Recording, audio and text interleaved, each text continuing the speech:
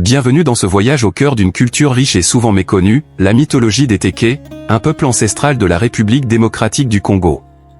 Entre esprits protecteurs, statues magiques et traditions sacrées, découvrez 20 faits fascinants qui révèlent la profondeur spirituelle et symbolique du monde Téké. Le Makoko n'est pas qu'un roi. Il est un pontife sacré, un trait d'union vivant entre les esprits et les hommes. À ses côtés, Ngalifuru, la reine sacrée, joue un rôle clé dans les rituels, elle consacre les rois, dans des cérémonies mystiques. Le pouvoir royal s'accompagne de symboles forts comme le Nkobi, une boîte rituelle contenant des charmes magiques, transmise de chef en chef. Le tabouret rituel, lui, n'est pas qu'un siège. Il est porteur d'un esprit de la nature, et chargé de protéger la lignée. Les bracelets en laiton portés par les chefs sont des symboles visibles de leur autorité, tout comme leur barbe, considérée ici comme un emblème de prestige, et non un simple attribut masculin.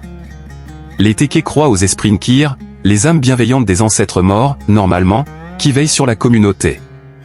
À l'inverse, les Bapfu sont des esprits destructeurs, qu'il faut apaiser à tout prix.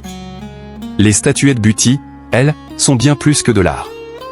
Elles contiennent une charge magique, le Bonga, qui les rend actives, protectrices, guérisseuses. À la mort de leur propriétaire, ces statuettes sont désacralisées et deviennent des Tégé, enterrés avec le défunt.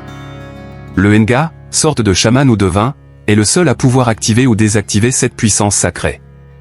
Lors des rituels, les masques Kidunu entrent en scène.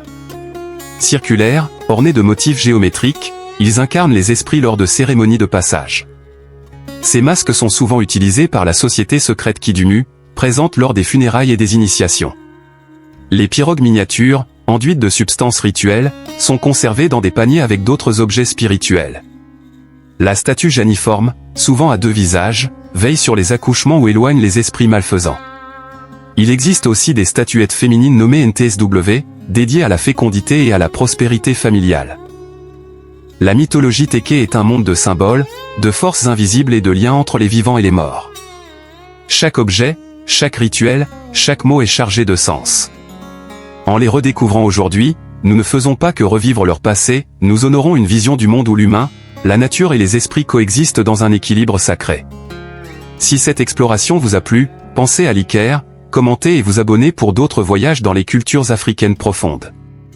Merci d'avoir regardé, et à très bientôt pour une nouvelle immersion.